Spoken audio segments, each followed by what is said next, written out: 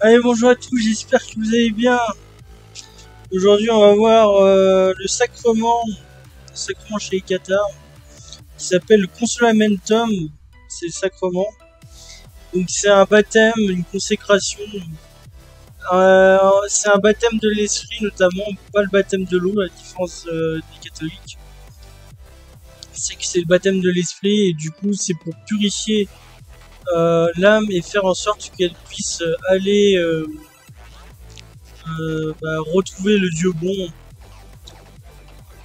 Donc, au cours de cet sacrement, il y a l'agape. C'est un repas rituel, l'agape, qui est au cœur de la spiritualité du Qatar.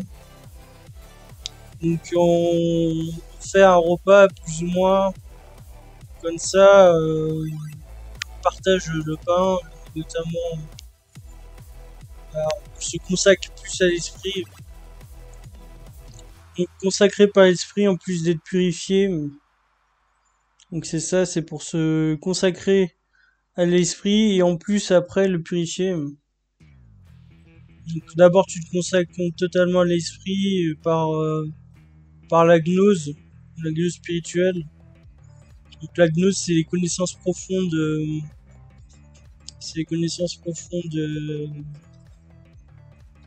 monde et de l'esprit. Donc les créatures de Satan deviennent, à partir du moment qu'il y a eu la gnose spirituelle, deviennent des fils de Dieu, tout simplement. Mais par contre, il y a un temps de probation, c'est-à-dire que vous ne pouviez pas être accepté tout de suite. Il fallait d'abord faire preuve de courage et de persévérance et montrer tes valeurs dans un certain temps où on vous mettait en défi en quelque sorte. Et ensuite, le conseil des bonhommes, euh, notamment le conseil des bonhommes décide ensuite de la fin de la période de probation. Donc c'est au conseil des bonhommes de dire quand ça va être la fin de tout le rituel, enfin pas du rituel, de l'attente, du temps de probation. Donc, donc il y a plusieurs années, les ennemis, euh, ils allaient avoir le consolamentum, le baptême de l'esprit, et ça passait aussi par l'oraison et de la consolation. Donc l'oraison, c'est le repas de l'église avec l'agape, le repas spirituel. Donc fait en mémoire du Christ. Donc il y a un repas qui est fait en mémoire du Christ, tout simplement.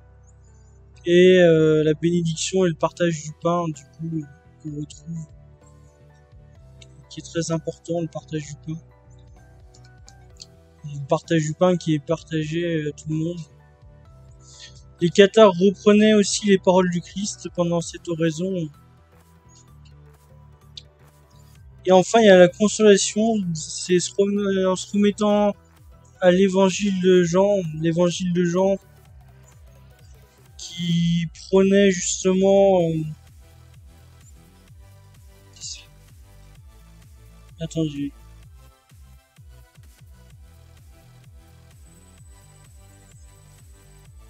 qui prenait des instructions sur la signification du baptême de l'esprit. Donc, donc voilà, c'est à partir de l'évangile de Jean.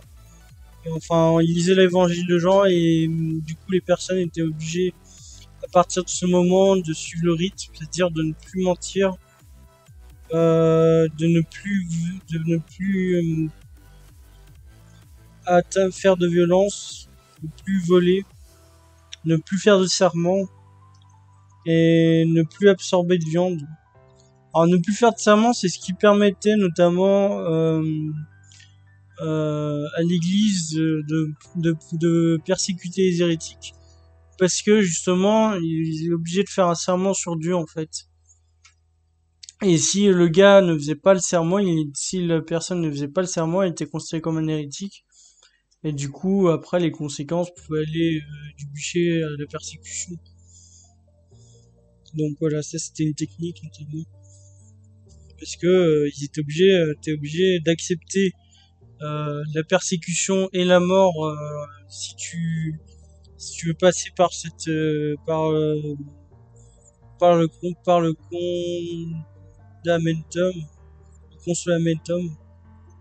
Si tu veux passer par le consolamentum, t'es obligé de passer par le risque, le fait d'être persécuté et d'être mis à mort par l'Église.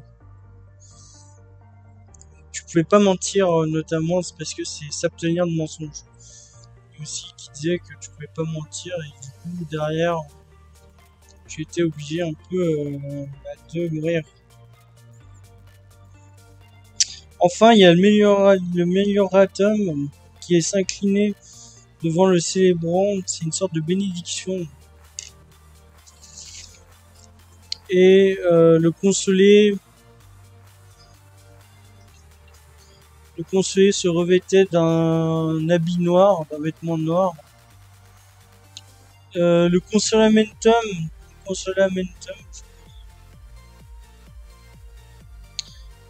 et des malades et des mourants, il y avait aussi ça, le consolamentum des malades et des mourants, notamment l'extrême onction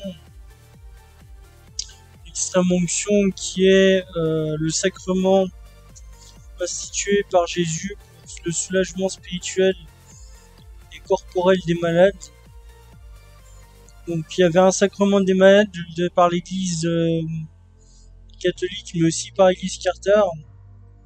Le but du sacrement était de purifier les malades, les mourants et les malades, pour justement qu'ils puissent aller vers Dieu. Mais si le mourant du coup était sauvé, c'est-à-dire ne mourrait pas, et ben il devait avoir une vie plus ou moins ascétique, une vie où le mourant s'engage à une vie d'ascète et retrouve la santé. Et si la personne mourait et que son âme ne recevait pas comment dire, pour expliquer simplement, ne recevait pas ne recevait pas le fait d'aller vers Dieu, c'est-à-dire qu'en gros il n'y a pas eu la gnose spirituelle. S'il n'y a pas eu la gnose spirituelle, et bah du coup l'âme se réincarnait, c'est-à-dire dans une autre chair tout simplement. Et du coup ça c'était la réincarnation de l'âme. Donc tant que l'âme était pas satisfait, tant que l'âme était pas assez purifiée et et, et admissible pour Dieu, et bah on réincarnait l'âme dans un autre corps. Et donc c'est la théorie de la réincarnation qui est notamment chez certains cathares. Donc voilà, donc ce qu'il faut retenir, je pense, c'est le consolamentum, qui est le sacrement cathare. Et donc j'espère que cette petite vidéo sur le consolamentum vous aura plu. Je vous invite notamment à vous abonner si vous voulez plus de contenu et à suivre cette chaîne. En attendant la prochaine, je vous dis à plus chaud.